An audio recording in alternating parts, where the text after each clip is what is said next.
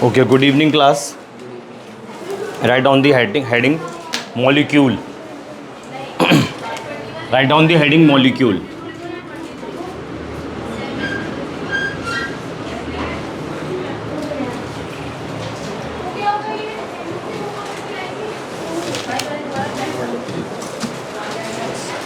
तो इससे पहले एटम के बारे में बात करते हैं थोड़ा सा। एटम के बारे में बात करते हैं थोड़ा सा। क्या होता है एटम? लिखो, atom is the smallest particle. Atom is the smallest particle. Is the smallest particle. Atom is the smallest particle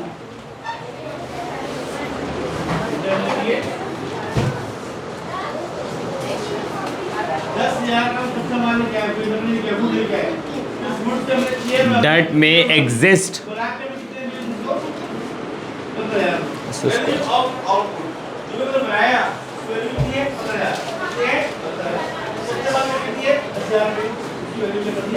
that रुको जरा। Atom is the smallest particle that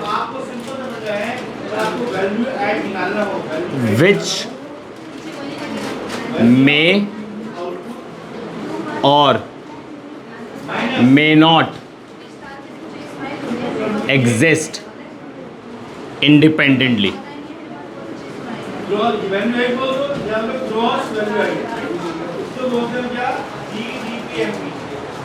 ठीक है जी। Atom is the smallest particle that may, वो language बन नहीं पा रही थी इसलिए थोड़ा कट करा मैंने। Atom is the smallest particle which may or may not exist independently. Atom एक ऐसा स्मॉलेस्ट पार्टिकल होता है जो इंडिपेंडेंटली भी एग्जिस्ट कर सकता है और नहीं भी कर सकता। जैसे एग्जांपल समझो आप, atom of sodium, atom of magnesium, atom of aluminium etcetera.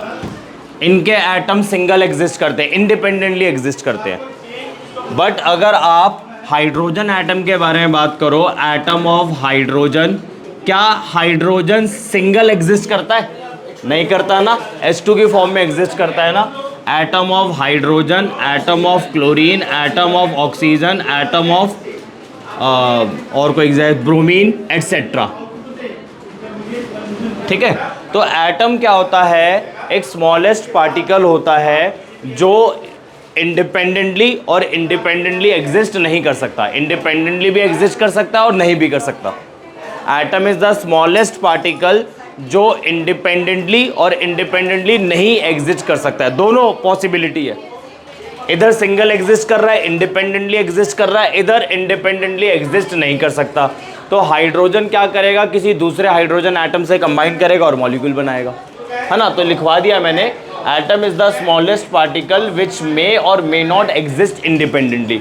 Example लिया मैंने जो इंडिपेंडेंटली एग्जिस्ट करता है, atom of sodium, atom of sodium, magnesium, aluminium, इनके एटम इंडिपेंडेंटली एग्जिस्ट करते हैं, ये आपको पता है। और भी बहुत सारे एग्जाम्पल है, गोल्ड हो गया, मरकरी हो गया एक्सेट्रा। एटम ऑफ हाइड्रोजन, क्या ये इंडिपेंडेंटली एग्जिस्ट करता है? मतलब सिंगल एग्जिस्ट करता है? नहीं। क्लोरीन के एटम सिंगल एग्जिस्ट करते हैं? नहीं। ऑक्सीजन के एटम सिंगल एग्जिस्ट करते हैं? नहीं। ब्रोमीन के सिंगल एटम एग्जिस्ट करते हैं? नहीं। तो एटम क्लियर हो गया। ठीक है, atom is the smallest particle. ठीक है, इसको आप ये भी बोल सकते हो, atom is the smallest particle of an element, of an element. ठीक है, विच may or may not exist independently.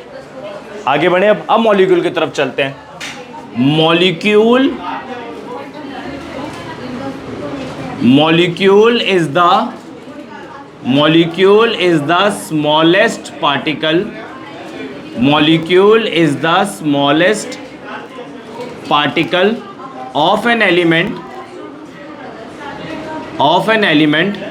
or compound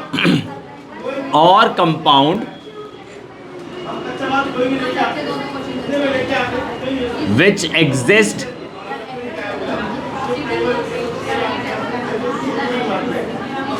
independently.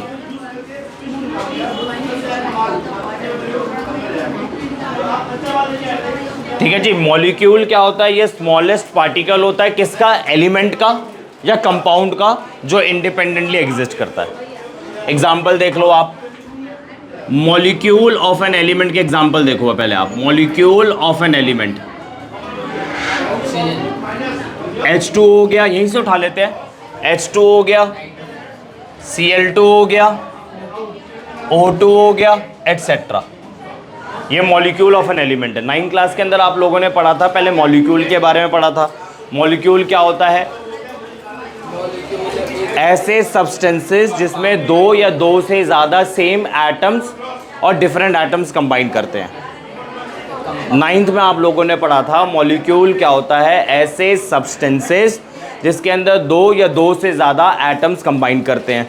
फिर मॉलिक्यूल को दो पार्ट्स में डिवाइड किया गया, molecule of an element, molecule of an compound. ठीक है, मॉलिक्यूल ऑफ एन एलिमेंट के अंदर क्या होता है? दो या दो से ज़्यादा सेम एटम्स कंबाइन करते हैं।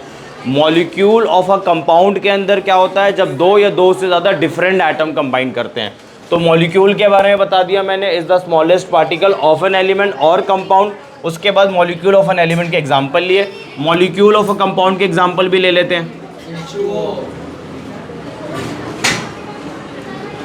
मॉलिक्यूल ऑफ अ कंपाउंड के भी एग्जाम्पल ले लेते हैं। H2O हो गया, HCl हो गया, एटसेट्रा। कॉपी करो।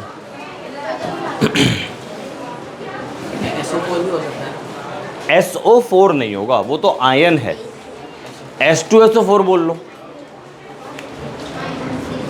H2SO4 बोल लो। आयन तो कभी भी फ्रीली एग्जिस्ट करते ही नहीं है, they are highly reactive. Cation के बारे में बात कर लो आप, अनायन के बारे में बात कर लो, वो बहुत ज़्यादा रिएक्टिव होते हैं। बहुत ज़्यादा रिएक्टिव होंगे तो फ्री स्टेट में एग्जिस्ट ही नहीं करेंगे, किसी और से रिएक्ट करना प्रेफर करेंगे, कंबाइन कर जाएंगे। इसे कॉपी करो।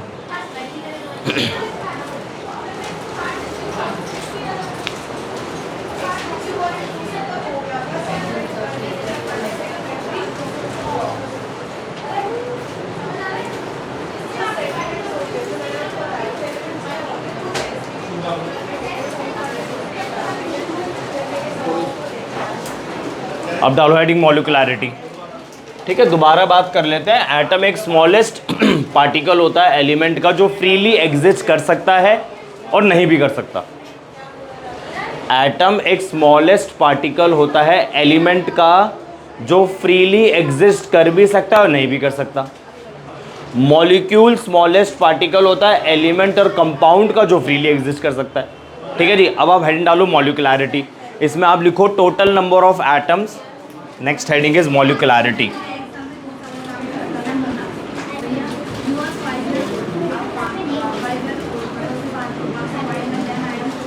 इसमें आप लिखो total number of atoms, total number of atoms present in a molecule. Total number of atoms present in a molecule is known as molecularity. Total number of atoms present in a molecule is known as molecularity.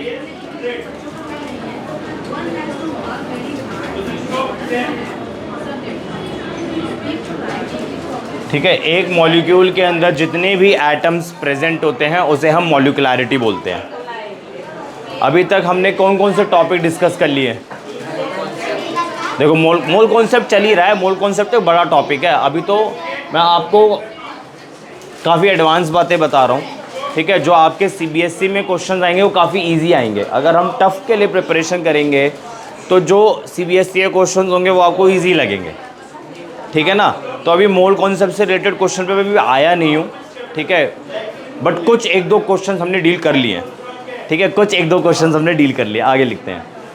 ये लिखा आपने molecularity क्या होता है? Total number of atoms present in a molecule is known as molecularity.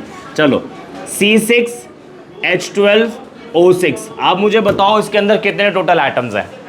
Total 24। कैसे कैसे बताओ? 6 atom. देखो, अगर आप देखो नंबर ऑफ एटम्स, नंबर 48 कैसे हो गए? डबल होते हैं। अरे देखो, बड़ा सिंपल सा तो है। Number of atoms with respect to carbon कितने हैं? 6 है। अगर आप इस मॉलिक्यूल के अंदर देखो कितने कार्बन एटम है? 6 है, ठीक है। नंबर ऑफ हाइड्रोजन एटम्स कितने हैं? 12 है। नंबर ऑफ ऑक्सीजन एटम कितने हैं? 6 है। तो दोनों को जब आप ऐड करोगे 6 + 12 + 6 24 हो गए ना। तो इस ग्लूकोज, ये ग्लूकोज है ना, CCH12O6, तो इस ग्लूकोज की मॉलिक्यूलरिटी कितनी हो गई? 24। 48 पता नहीं आप क्या कर दिया। नहीं, डबल वगैरह कुछ नहीं करते हैं, ये एक बड़ा सिंपल सा टॉपिक है, ठीक है। इस टॉपिक के अंदर मैंने कुछ भी नहीं करा है। मॉलिक्यूल के अंदर जितने भी एटम्स प्रेजेंट हैं ना, उनको बस काउंट कर दिया मैंने, और कुछ नहीं करा मैंने। तो उतारो।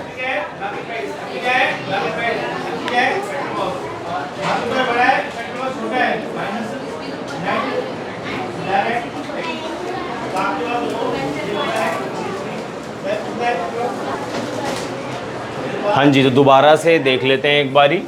दिस इज़ लेक्चर नंबर 4, ठीक है। लेक्चर नंबर 4 के अंदर मैंने आपके एटम और मॉलिक्यूल के बारे में बात करी है। Atom is the smallest particle of an element which may or may not exist freely, ठीक है ना। एटम क्या होता है? एलिमेंट का स्मॉलेस्ट पार्टिकल होता है जो नेचर में फ्री भी एग्जिस्ट कर सकता है और नहीं भी कर सकता, ठीक है ना। फ्री का मतलब सिंगल एटम, ठीक है ना। फ्री का मतलब सिंगल एटम किसी से कंबाइन नहीं कर रहा है। तो atom is the smallest particle जो नेचर में फ्री भी एग्जिस्ट कर सकता है और फ्री नहीं भी एग्जिस्ट कर सकता, ठीक है ना। तो इसका एग्जांपल हमने दोनों केसेस देख लिया। Atom of an sodium free exist करता है, मैग्नीशियम फ्री एग्जिस्ट करता है, सिंगल फ्री एग्जिस्ट करता है, किसी से कंबाइन नहीं करता, सिंगल एटम आपको मिल जाता है। एटम ऑफ, ये सोडियम तो बहुत रिएक्टिव होता है, तो किस चीज़ से रिएक्ट क्यों नहीं करता? हम इसके ऊपर पैराफिन की कोटिंग कर देते हैं। Sodium, lithium, potassium, in fact group 1 के जो एलिमेंट्स होते हैं वो सारे के सारे रिएक्टिव होते हैं, तो उसके ऊपर हम पैराफिन की कोटिंग कर देते हैं। पैराफिन मीन्स वैक्स की कोटिंग कर देते हैं। और वैक्स की कोटिंग, अब आप वैक्स की कोटिंग करने की वजह से ये एलिमेंट्स लेस रिएक्टिव हो, लेस रिएक्टिव तो नहीं होते, हम उनकी रिएक्टिविटी को स्टॉप कर देते हैं, प्रिवेंट कर देते हैं कि सोडियम किसी एनवायरनमेंट के अंदर जो भी गैसेस प्रेजेंट है उससे रिएक्ट ही ना करे। या आपने 10th में तो पढ़ा होगा कैरोसिन ऑयल तो एक पहले क्या होता था, जब मैंने कॉलेज में एक्सपेरिमेंट्स करे थे तो सोडियम का पेस्ट निकाल के कैरोसिन ऑयल में डाल दिया करते थे, और वहाँ से मैं निकालता था, उसको टाइल के ऊपर रखता था, नाइफ़ को यूज़ करते हुए छोटा सा पीस कट करता था और रिएक्शन करता था। अब जो मैंने देखा है, उस वक्त तो मैं स्टूडेंट था तो मुझे इतना पता नहीं था, हाँ मैं टीचर तो मुझे पता है। मैंने देखा तो सोडियम बॉक्स जो मेरे पास पड़ा हुआ है मतलब लैब में, उसके अंदर जब मैंने सोडियम का एक पीस निकाला तो उसके ऊपर कोटिंग हो रखी है वैक्स की, पैराफिन की। तो वो प्रिवेंट करता है सोडियम को, सोडियम की रिएक्शन को प्रिवेंट करता है। सोडियम हो गया, लिथियम हो गया, पोटेशियम हो गया, ये आप लोगों ने 10th में पढ़ा था। और इनफैक्ट ग्रुप 1 के जो एलिमेंट्स होते हैं वो हाईली रिएक्टिव होते हैं, ठीक है। हाँ जी, तो ठीक है। तो बात एग्जिस्टेंस के बारे में थी, इसको कोट करके रखते हैं। कोट ना करो तो सोडियम नेचर की गैसेस से रिएक्ट करना शुरू करेगा। पहला एग्जांपल तो ऑक्साइड ही बना लेता है, ठीक है ना। चलो अब आगे बढ़ते हैं। तो एटम के बारे में मैंने बता दिया, मॉलिक्यूल के बारे में बता दिया मैंने। मॉलिक्यूल क्या होता है? Smallest particle of an element or compound. यहाँ पे सिर्फ मैंने एलिमेंट वर्ड यूज़ करा है। इन दोनों के बीच के डिफरेंस को आपने अच्छे से समझना है। Atom is the smallest particle of an element, ठीक है। Molecule is the smallest particle of an element or compound, ठीक है ना। तो मैंने दोनों एग्जांपल आपके सामने लिख दिए, एलिमेंट के भी लिख दिए, कंपाउंड के भी लिख दिए। मॉलिक्यूल ऑफ एन एलिमेंट के एग्जांपल हो गए H2Cl2O2 एट्सेट्रा, बतेरो हैं, ठीक है। मॉलिक्यूल ऑफ अ कंपाउंड के एग्जांपल हो गए water, HCl, sulphuric acid etcetera, बहुत सारे हैं, ठीक है ना। 9th क्लास के अंदर भी आपने यही चीज़ पढ़ी थी। मॉलिक्यूल को डिफाइन करा था पहले, molecule is a substance in which 2 or more than 2 atoms combined together. फिर मॉलिक्यूल्स को डिवाइड करा था 2 पार्ट्स के अंदर, molecule of an element, molecule of a compound. Molecule of an element के अंदर आप लोगों ने क्या पढ़ा था? जिसके अंदर 2 या 2 से ज़्यादा सेम एटम्स कंबाइन करते हैं। मॉलिक्यूल ऑफ अ कंपाउंड के अंदर आप लोगों ने क्या पढ़ा था? जिसके अंदर 2 या 2 से ज़्यादा डिफरेंट एटम्स कंबाइन करते हैं। ऐसा ही कुछ पढ़ा था आप लोगों ने, ठीक है। तो वही चीज़ मैंने दोबारा देखी है। उसके बाद एक नया टर्म ऐड करा है मॉलिक्युलैरिटी। आपने एटॉमिसिटी पढ़ा था, याद आया? एटॉमिसिटी पढ़ा, हो ही नहीं सकता नाम। हाँ तो आपने, अब 9th की बात है, अब क्या याद करोगे? रात गई बात गई वाला हिसाब किताब है आप लोगों का, ठीक है। मॉलिक्युलैरिटी नया टर्म मैंने आपको बताया 11th क्लास के अंदर। मॉलिक्युलैरिटी के अंदर क्या होता है, किसी मॉलिक्यूल के अंदर कितने एटम्स प्रेजेंट है उसे मॉलिक्युलैरिटी बोलते हैं। पहला एग्जांपल मैंने आप लोगों के लिए ग्लूकोज लिया, C6H12O6, ठीक है। तो मैंने ना इंडिविजुअली लिखा है कि अगर इस मॉलिक्यूल के अंदर मैं कार्बन के एटम्स पूछूं आप लोगों से, तो कार्बन के एटम्स है 6, हाइड्रोजन के एटम्स है 12, ऑक्सीजन के एटम्स है अगेन 6, तो 6 + 12 + 6 गिव्स यू 24। तो ग्लूकोज की मॉलिक्युलैरिटी क्या है? 24। आगे बढ़े, एक और एग्जांपल देखो, CO2, ठीक है। मॉलिक्युलैरिटी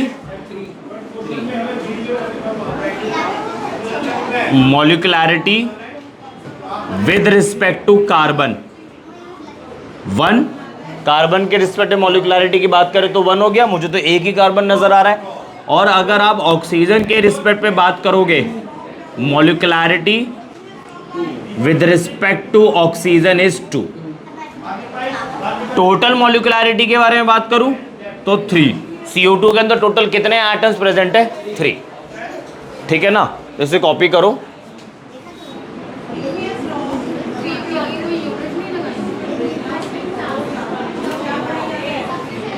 ठीक है।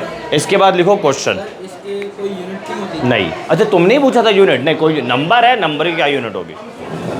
नंबर, मुझे लगा कोई बाहर कोई बात कर रहा है ऐसे आपस में।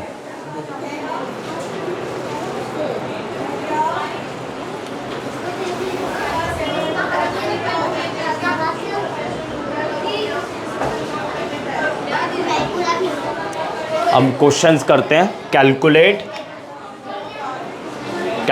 मॉलिक्युलैरिटी, calculate molecularity, calculate molecularity of the following, calculate molecularity of the following, ठीक है जी। पहला एग्जांपल है C12H22O11, पहला एग्जांपल। दूसरा एग्जांपल है मोहर सॉल्ट, मोहर सॉल्ट। फेरस सल्फेट, इसको याद करने का तरीका क्या है? बड़ा है काफ़ी। मोहर सॉल्ट याद करने का तरीका क्या है? Ferrous sulphate dot ammonium sulphate dot 6H2O, ऐसे याद रखो इसको। आप ऐसे रटने लगोगे FeSO4 डॉट NH4 का होल ट्वाइस SO4 डॉट, तो थोड़ा प्रॉब्लम होगा। इसे फेरस सल्फेट बोलते हैं, इसे अमोनियम सल्फेट बोलते हैं, और ये तो वाटर है। तो अगर आप ऐसे याद रख लोगे मोहर सॉल्ट का formula ferrous sulphate ammonium sulphate dot 6H2, तो थोड़ा ईजी हो जाएगा। फेरस सल्फेट के बारे में आप लोगों को पता होना चाहिए FeSO4 होता है। अमोनियम सल्फेट के बारे में भी आपको पता होना चाहिए NH4 का होल ट्वाइस SO4 होता है। तो इसकी मॉलिक्युलैरिटी निकालनी है, इसकी मॉलिक्युलैरिटी निकालनी है। उसके बाद आपने निकालनी है पोटैश एलम की। अब पोटैश एलम कैसे याद करोगे आप? थर्ड, फर्स्ट हो गया सुक्रोज, सेकंड हो गया मोर सॉल्ट, थर्ड हो गया पोटैश एलम।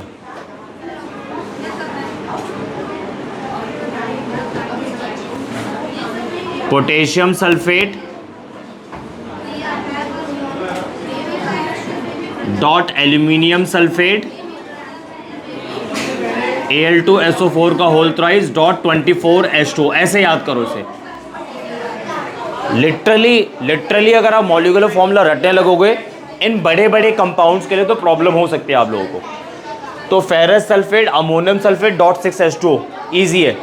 घर जाते जाते भी अगर आप 5 बार बोल दोगे ना इसे तो याद ही हो जाएगा घर जाते वक्त, फिर कल आ रहे होगे दोबारा, ठीक है। पोटैश एलम कैसे याद करोगे? Potassium sulphate aluminium sulphate dot 24H2, easy है ना। इनकी मॉलिक्युलैरिटी निकालना शुरू करो। ये राइट साइड का पोर्शन रब कर दूं।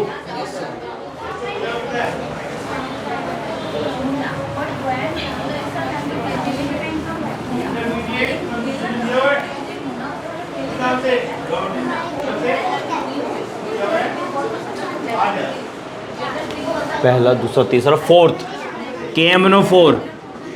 फोर्थ एग्जाम्पल है KMNO4, पोटेशियम परमैंगनेट।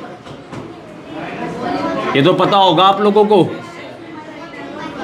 9th में एक्सपेरिमेंट भी कराओ शायद आप लोगों ने, एक्टिविटी, सॉरी एक्सपेरिमेंट नहीं, एक्टिविटी 9th में करी थी स्कूल के अंदर। ऑनलाइन मैम ने दिखाया था। KMNO4 potassium permanganate, purple colour का कंपाउंड होता है। फोर्थ एग्जाम्पल हो गया। और फिफ्थ एग्जाम्पल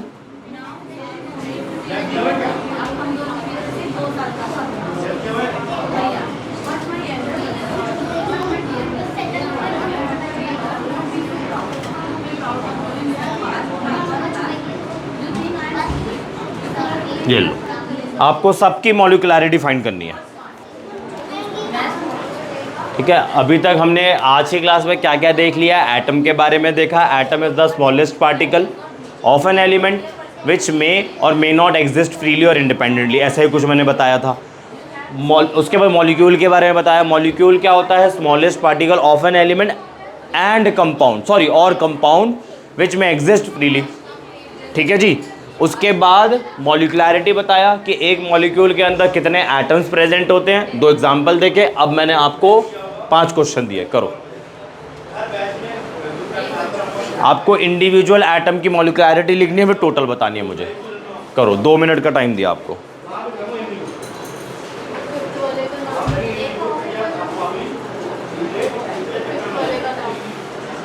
ये रहने दो, ये तो वैसे मैं बता देता हूँ इसे। ये ऑक्सैलिक एसिड है,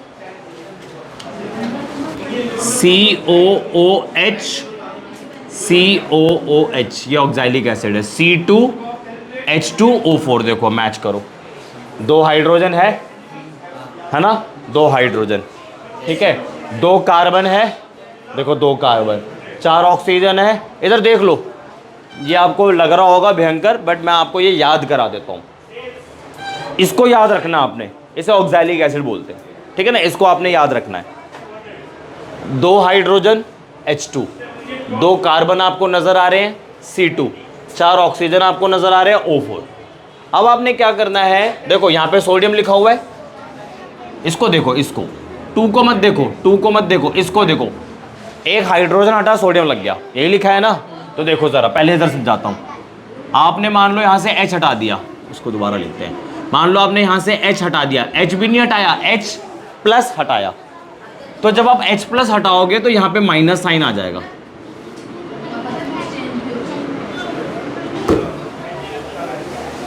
इतना समझ में आया?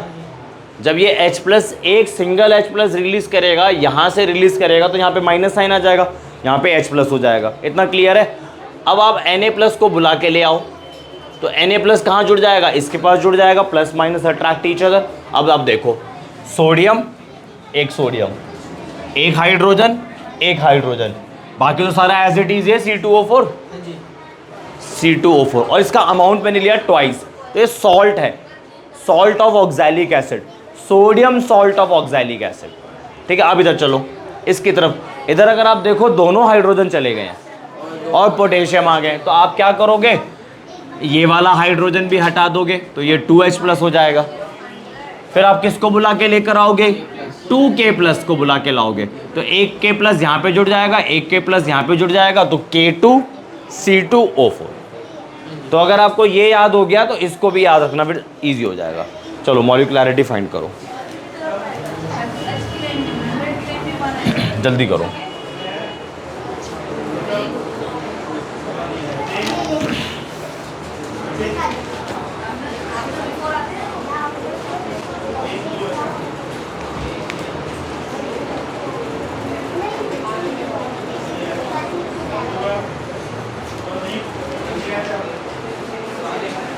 देखो जी, पहला एग्जाम्पल मॉलिक्युलैरिटी, पहला एग्जाम्पल मॉलिक्युलैरिटी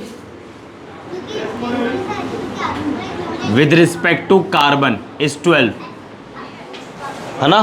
सही है। कार्बन के रिस्पेक्ट पे मॉलिक्युलैरिटी अगर आप बात करोगे, इस मॉलिक्यूल के अंदर कार्बन के रिस्पेक्ट पे मॉलिक्युलैरिटी के बारे में अगर आप बात करोगे, तो 12 आंसर आ रहा है मेरा। मॉलिक्युलैरिटी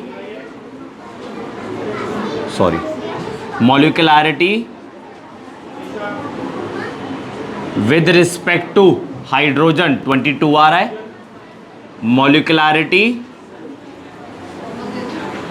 मॉलिक्युलैरिटी विद रिस्पेक्ट टू ऑक्सीजन 11 आ रहा है। ठीक है जी, दोनों को ऐड कर, आई मीन तीनों को ऐड कर दो, कितना आ जाएगा 2 + 2 4 5 और इधर आ जाएगा 3 4 45 आ रहा है। यही आंसर आ रहा है। अब इधर चलते हैं, मॉलिक्युलैरिटी, यहाँ तो जगह ही नहीं छोड़ी मैंने, मॉलिक्युलैरिटी विद रिस्पेक्ट टू आयरन कितना आ रहा है 1। आयरन भाई मोहर सॉल्ट के अंदर एक ही आयरन प्रेजेंट है। Molecularity with respect two sulphur कितना है, एक सल्फर यहाँ पर है, एक सल्फर यहाँ पर है, 2 है। ठीक है जी, मॉलिक्युलैरिटी विद रिस्पेक्ट टू ऑक्सीजन, जरा ये ध्यान से देखने वाली बात है। देखो उधर 4 ऑक्सीजन यहाँ से आ गए। देखो इन डॉट का मतलब मल्टीप्लाई नहीं होता है, वो मैथमेटिक्स में होता है, मैथमेटिक्स नहीं देख रहे हैं इसके अंदर। कहीं आप लोग भाई साहब यहाँ से 4, यहाँ का 4 मल्टीप्लाई कर दिया 16 कर दिया, फिर यहाँ पे 1 सर 16 मॉलिक्युलैरिटी है। तो ये जो डॉट वाला कॉन्सेप्ट है ये आपका मैथमेटिक्स में है ना, मल्टीप्लिकेशन होता है इसका मतलब। तो ये वाला ऑक्सीजन आपके 4 हो गए, ये वाले ऑक्सीजन आपके अगेन 4 हो गए, 4 + 4 8 और 6 ऑक्सीजन यहाँ से, 6 ऑक्सीजन यहाँ से। तो कितना हो गया 4 + 4 8 8 + 6 14। Total answer 39। ठीक है जी, अब देखते हैं नाइट्रोजन। नाइट्रोजन की मॉलिक्युलैरिटी 2। अब देखते हैं हाइड्रोजन। इधर कितने हाइड्रोजन है, 2 × 4 8, 6 × 2 12, 12 + 8 20। अब आपने सबको ऐड कर देना है। 14 + 2 16, 16 + 3 19, 19 + 20 39। तो मोर सॉल्ट की जो मॉलिक्युलैरिटी आ रही है वो 39 आ रही है।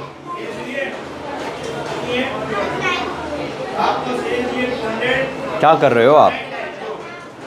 अच्छा, आप पूरा लाइन क्यों नहीं लिख रहे हो? मॉलिक्युलैरिटी जैसे मैंने लिखा था, मॉलिक्युलैरिटी विद रिस्पेक्ट टू कार्बन, ऐसा क्यों नहीं लिख रहे हो आप? या आपके है प्रदीप चैप्टर निकालोगे, सॉरी प्रदीप बुक खोलोगे, चैप्टर नंबर 1 देखोगे, ये टॉपिक मिलेगा आपको लिखा वहाँ पे। नंबर ऑफ एटम्स लिख लो। वैसे तो टर्म इसके लिए मॉलिक्युलैरिटी है, जो टर्म है एक्चुअल टर्म है वो मॉलिक्युलैरिटी है। चलो पोटैश एलम के लिए देखते हैं। अब यहाँ मैं ऊपर लिख रहा हूँ पोटैश एलम के लिए, molecularity with respect to, molecularity with respect to potassium 2 आ गया। पोटेशियम के रिस्पेक्ट पे मॉलिक्युलैरिटी 2 है। सल्फर के रिस्पेक्ट पे, सल्फर इधर से आ गया 1, इधर से आ गया 3, 3 + 1 4। सल्फर के रिस्पेक्ट पे मॉलिक्युलैरिटी 4 है। ऑक्सीजन इधर से 4 आ गया, 3 4 से 12, 12 + 4 16, 16 + 24 कितना हो गया, 16 + 24 40। Molecularity with respect to oxygen 40 हो गया। अभी देखते हैं molecularity with respect to aluminium. Molecularity with respect to aluminium is 2। Sulphur oxygen देख चुके हैं, बचा अब hydrogen. Molecularity with respect to hydrogen is 48। यही मैच कर रहा है आप लोगों का आंसर, देखो जरा। नहीं मैच हुआ, करो। जिन्होंने ये कर लिया वो आगे बढ़ जाए चुपचाप से।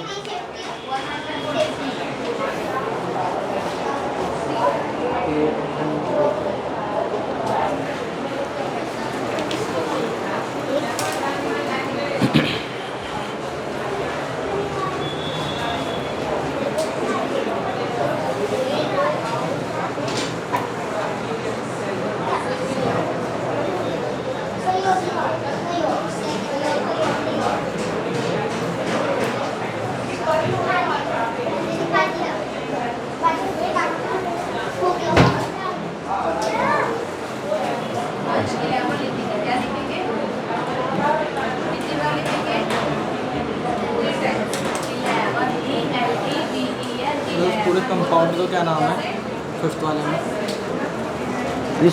इससे आप वैसे डबल सॉल्ट बोल सकते हो, डबल सॉल्ट जनरली।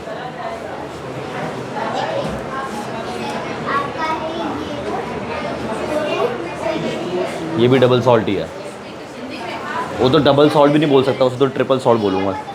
नहीं ठीक है डबल सॉल्ट। ये भी डबल सॉल्ट है, ये भी डबल सॉल्ट है, जनरली स्पीकिंग।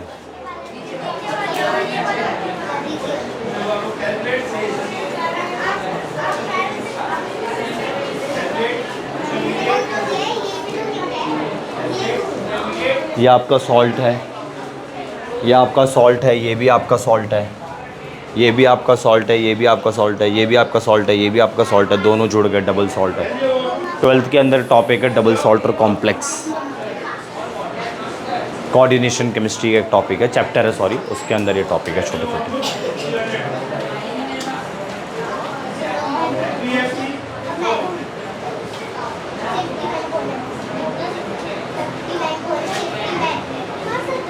देखो जी आगे आपका आंसर मैच करा, ये वाला आंसर मैच करा आपका 96 आ रहा है। देख लेते हैं एक बारी, ये 2 48 50 50 प्लस 40 90 96 आ रहा है। Potassium permanganate molecularity with respect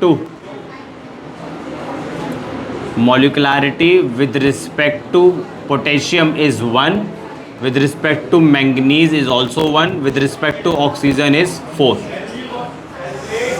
मॉलिक्युलैरिटी with respect to, ये थोड़ा बड़ा सा भयंकर सा मॉलिक्यूल लिखा हुआ है, महंगा वाला मॉलिक्यूल है। Molecularity with respect to hydrogen 2 4 4, 2 hydrogen यहाँ से आ गए, 2 हाइड्रोजन यहाँ से आ गए। मॉलिक्युलैरिटी विद रिस्पेक्ट टू कार्बन, यहाँ से 2 आ गया, यहाँ से 2 आ गया, सॉरी 2 नहीं 4 आया यहाँ से, तो 2 इंटू 2 4, 4 प्लस 2 6, 3 2 जा 6 12। मॉलिक्युलैरिटी विद रिस्पेक्ट टू ऑक्सीजन, यहाँ से 4 आ गया, 2 4 जा 8, 8 प्लस 4 12, 3 4 जा 12, 12 प्लस 12 24। ठीक है, उसके बाद मॉलिक्युलैरिटी विद रिस्पेक्ट टू सोडियम, अभी देख लेते हैं 2, सोडियम हो गया, हाइड्रोजन हो गया, potassium. Molecularity with respect to potassium is 6। ये मैच कर रहा है आपका इंडिविजुअली। अब इनको ऐड कर लेते हैं, 12 प्लस 4 16, 16 प्लस 2 18, 18 प्लस 6 24, 24 प्लस 24 48।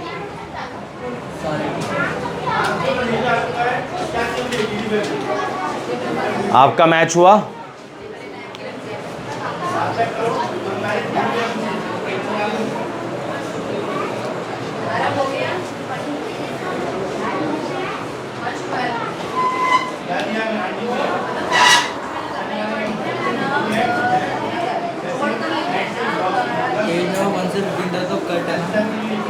हाँ चैप्टर कटे हुए हैं आपके इसके। स्कूल के अंदर बता रहा हूँ कि पेज नंबर 1 से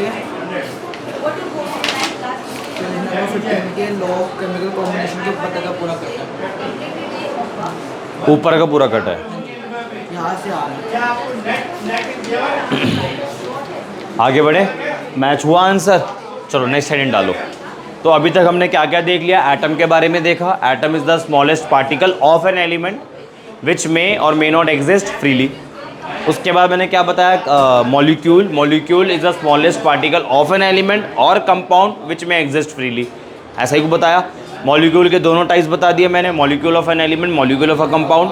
मॉलिक्यूल ऑफ एन एलिमेंट के अंदर क्या होता है, जब दो या दो से ज़्यादा सेम एटम्स कंबाइन कर जाते हैं। मॉलिक्यूल ऑफ अ कंपाउंड के अंदर क्या होता है, जब 2 या 2 से ज़्यादा डिफरेंट एटम्स कंबाइन कर जाते हैं। फिर मैंने आपको क्या बताया, मॉलिक्युलैरिटी, मॉलिक्युलैरिटी के अंदर क्या होता है, total number of atoms present in a molecule is known as molecularity. एक मॉलिक्यूल के अंदर जितने भी एटम्स प्रेजेंट होते हैं उसको हम मॉलिक्युलैरिटी बोलते हैं। अब नेक्स्ट लाइन से हेडिंग डालो, classification, classification of a substance, classification of a substance on the basis of,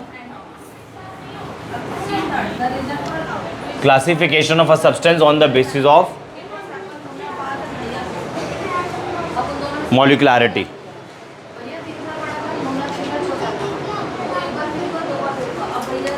Classification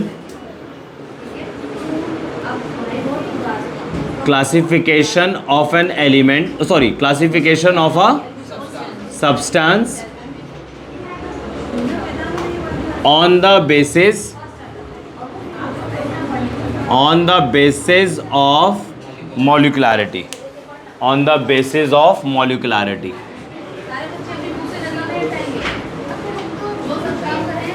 classification of a substance on the basis of molecularity. तो देखो, सबसे मॉलिक्युलैरिटी 1 भी देख लेंगे, 2 भी देख लेंगे, 3 भी देख लेंगे, पॉलीएटॉमिक भी देख लेंगे।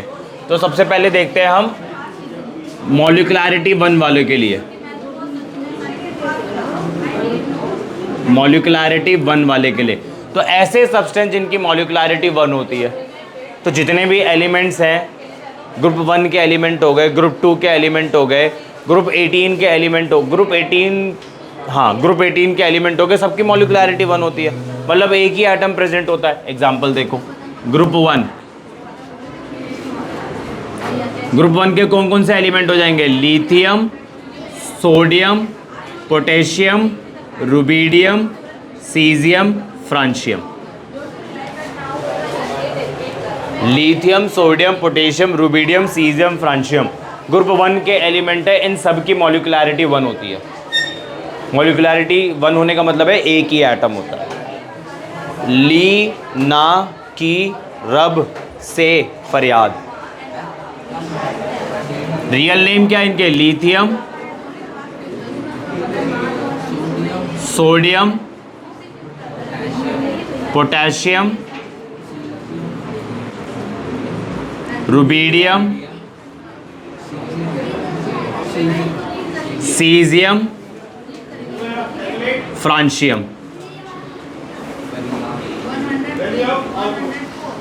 ठीक है जी। लीना, ये निमोनिक्स होते हैं, इन्हें निमोनिक्स बोलते हैं, मतलब ट्रिक्स होती है to learn the periodic table. बाकी ये पूरी पीरियोडिक टेबल तो नहीं है, it is a part of a periodic table. Periodic table को ग्रुप और पीरियड्स में डिवाइड किया गया है ना। तो ये ग्रुप 1 है जो आपके सामने मैंने लिखा है। इनको एल्कली मेटल्स ही बोलते हैं,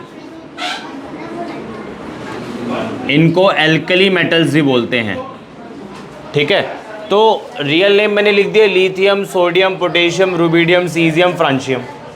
अब इन सिंबल्स को कैसे लर्न करोगे आप? इन एलिमेंट्स के सिंबल्स को कैसे लर्न करोगे? इसके लिए मैंने आपको निमोनिक्स बताए। ली ना की रब से फरियाद एक तरीका, ली ना कब्र से फरार, 2 हो गए। ली ना की रूबी से फ्रेंडशिप, 3 हो गए। तो इन तीनों में आप कोई सा भी निमोनिक्स याद रख सकते हो। सिंबल्स, ये निमोनिक्स आपको सिंबल्स लिखने में हेल्प करेंगे, एलिमेंट्स के सिंबल्स लिखने में हेल्प करेंगे। ठीक है। बाकी रियल नेम्स आपको पता होने चाहिए। तो इन सभी की मॉलिक्युलैरिटी 1 है। ग्रुप 2 देखो, ग्रुप 2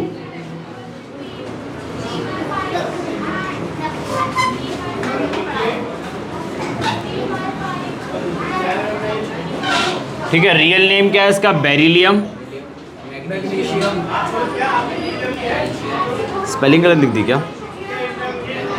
बेरिलियम, मैग्नीशियम,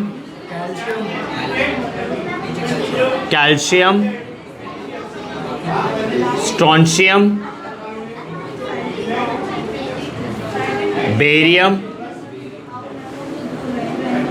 रेडियम।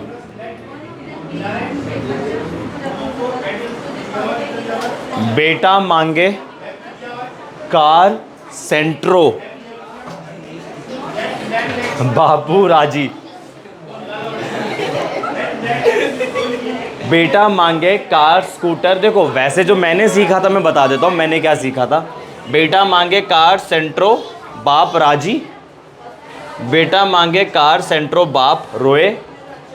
बेटा मांगे कार स्कूटर, कार भी स्कूटर भी, तो डेफिनेटली से बात है पापा परेशान हो जाएंगे, तो बाप रोए।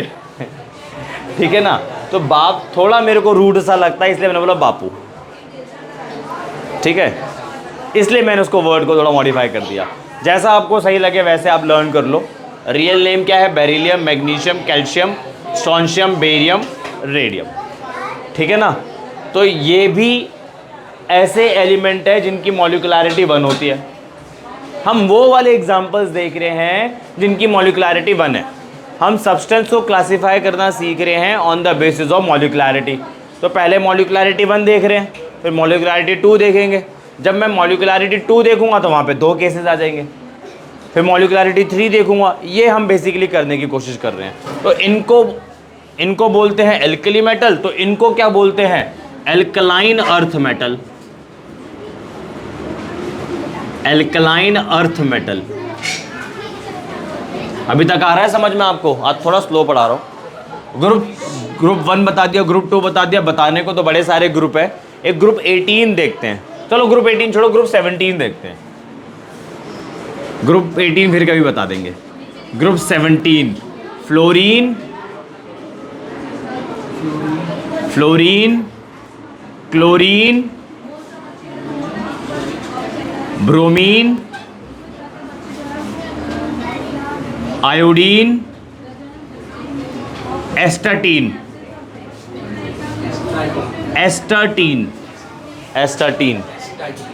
ब्रोमीन Br हो जाएगा, आयोडीन I हो जाएगा, एस्टाटीन At हो जाएगा।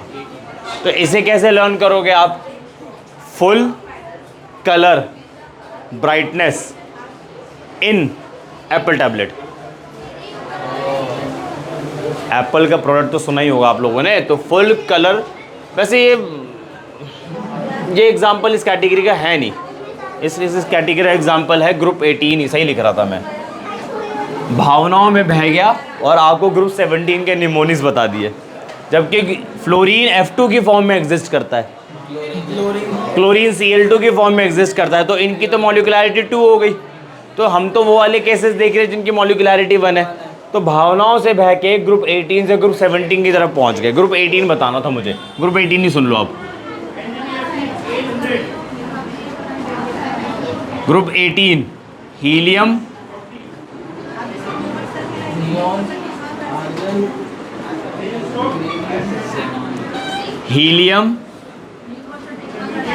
Neon, argon, krypton. कहीं से आप सुपरमैन से मत रिलेट कर देना आप। Krypton, xenon, radon. ठीक है, इनकी मॉलिकुलैरिटी 1 होती है। ये है मॉलिकुलैरिटी 2 वाले। तो ये आपके हैं जिनकी मॉलिकुलैरिटी 2 होती है। मैंने बोला नहीं, भावनाओं में बह के मॉलिकुलैरिटी 2 पे चले गए हम।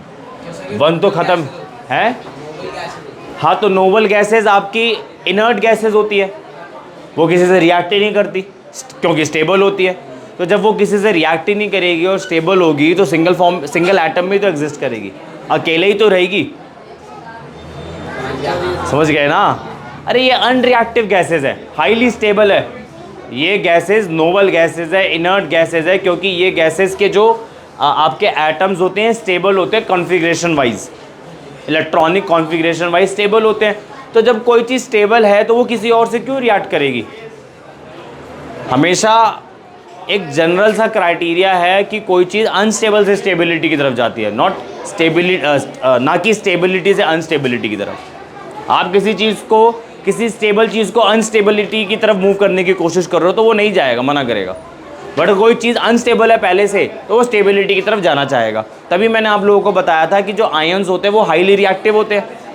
हाईली रिएक्टिव का मतलब अनस्टेबल, तो किसी और से रिएक्ट करके क्या बनाना चाहेंगे? स्टेबल कंपाउंड बनाना चाहेंगे। तो ये ऑलरेडी स्टेबल है तो ये क्यों किसी से रिएक्ट करेगा? तो इनकी मॉलिकुलैरिटी 1 है, इसकी मॉलिकुलैरिटी 1, इसकी मॉलिकुलैरिटी 1। इसको मत लिखना, इसको मॉलिकुलैरिटी 2 में डालेंगे हम। इसकी मॉलिकुलैरिटी 1, ठीक है। इसे एल्कली मेटल बोलते हैं, इसे एल्कलाइन अर्थ मेटल बोलते हैं, इसे नोबल गैसेस बोलते हैं। इसे नोबल गैसेस बोलते हैं, नोबल गैसेस या इनर्ट गैसेस, नोबल गैसेस या इनर्ट गैसेस। याद करने क्या हुआ? याद करने का तरीका ऐसे कर दो। याद करने का तरीका, हीना, नीना और करीना का एक्सरे रंगीन।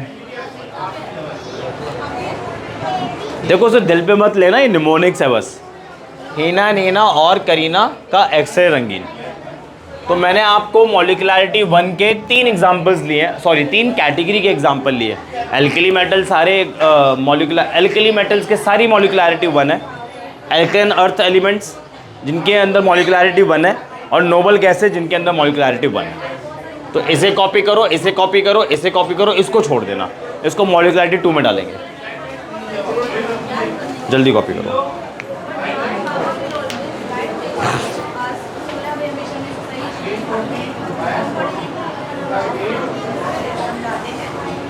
कौन सी क्लास है? केमिस्ट्री।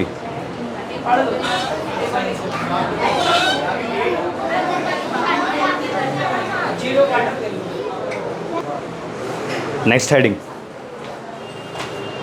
अभी हमने किसके बेस पे क्लासिफिकेशन करी है? मॉलिक्युलरिटी 1। अब मॉलिक्युलरिटी 2 के बेस पे करते हैं।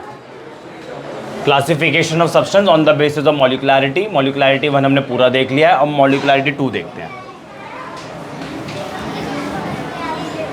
तो एक चीज़ बताओ, ऐसे सब्सटेंसेस, सुनो, अरे सुन लो, ऐसे सब्सटेंसेस जिनकी मॉलिक्युलरिटी 1 होती है, वो उन्हें आप क्या बोल सकते हो? मोनो एटॉमिक सब्सटेंसेस कह सकते हैं ना। तो जो पिछला वाला टॉपिक है उधर ही लिख लो आप, mono atomic substances. Mono atomic substances, ठीक है ना। अब मॉलिक्युलरिटी 2 देखते हैं, फिर से ख़त्म करते हैं क्लास को, ठीक है। अब नेक्स्ट पे लिखो molecularity is equal to 2। Next line से लिखो molecularity is equal to 2। Molecularity is equal to 2। ऐसे सब्सटेंसेस जिसमें कितने एटम हो? 2 एटम हो, तो उसकी मॉलिक्युलरिटी 2 होती है, ठीक है। और इन्हें हम जनरली डायटॉमिक सब्सटेंसेस बोल सकते हैं, कह सकता हूँ। तो अब खुद सोचो आप, जब किसी सब्सटेंस की मॉलिक्युलरिटी 2 होगी तो उधर तो 2 पॉसिबिलिटी बन जाएगी।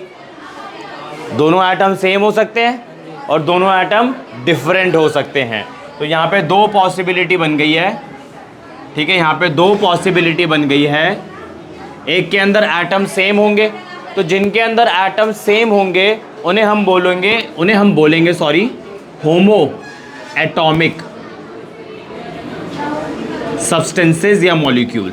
सब्सटेंस तो एक जनरल वर्ड है, होमो एटॉमिक मॉलिक्यूल, है ना भाई। अगर एटम सेम हुए तो होमो एटॉमिक, अगर एटम सेम हुए तो होमो एटॉमिक, और अगर एटम डिफरेंट हुए तो hetero atomic.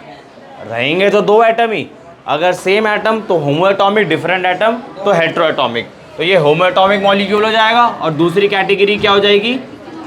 Hetero atomic molecule, ठीक है। अब इधर एग्जांपल देखते हैं। होमो एटॉमिक मॉलिक्यूल के अंदर सारे के सारे एग्जांपल आ गए। कहाँ गया? ग्रुप 17, सारे के सारे F2Cl2 Br2 I2। वैसे इन चारों को सबसे ज़्यादा देखा जाता है, इसको कम देखा जाता है, ठीक है। F2Cl2 Br2 I2 ये चारों के चारों डायटॉमिक मॉलिक्यूल है, और दोनों एटम सेम है तो होमो एटॉमिक भी हो गया, ठीक है। और इनको ग्रुप 17 को हेलोजेंस बोलते हैं। इतना समझ में आया? पक्का आया समझ में? अब आगे देखो, आप याद करने का तरीका मैंने बता ही दिया, फुल कलर ब्राइटनेस इन एप्पल टैबलेट, ठीक है। अब इधर आ जाओ, हेट्रोएटॉमिक मॉलिक्यूल। एटम हम 2 ही डिस्कस कर रहे हैं, बट दोनों एटम क्या होंगे? डिफरेंट होंगे। दोनों एटम डिफरेंट होंगे तो एग्जांपल बताओ आप मुझे। HCl ले सकता हूँ, 2 एटम है, एक हाइड्रोजन का एक Cl का है और डिफरेंट है। और कोई एग्जांपल बताओ मुझे आप लोग।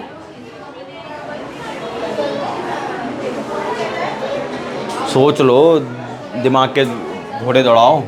NaCl, और बताओ।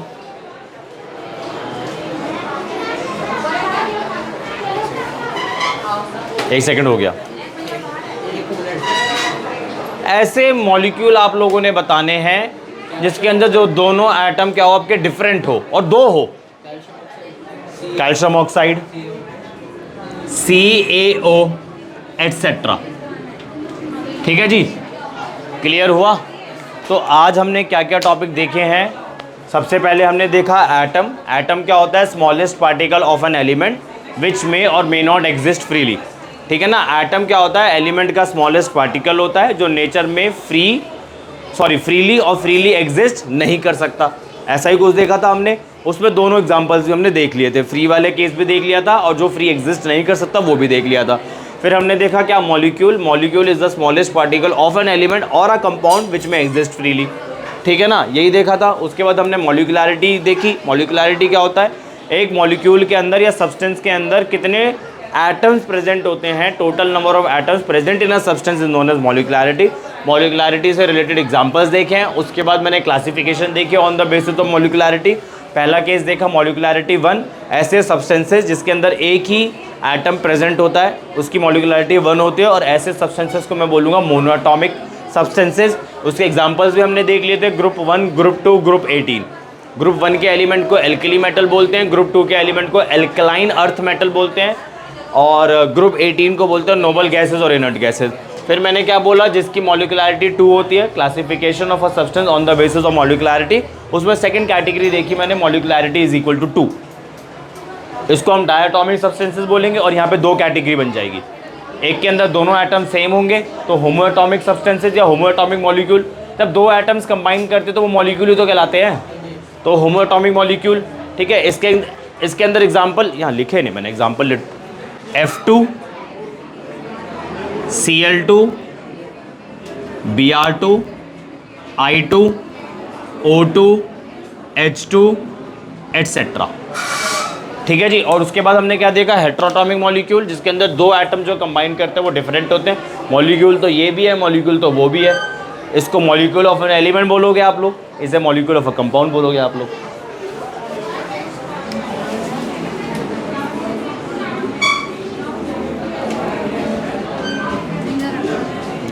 इसे आप मॉलिक्यूल ऑफ एन एलिमेंट बोलोगे, इसे आप लोग मॉलिक्यूल ऑफ अ कंपाउंड बोलोगे।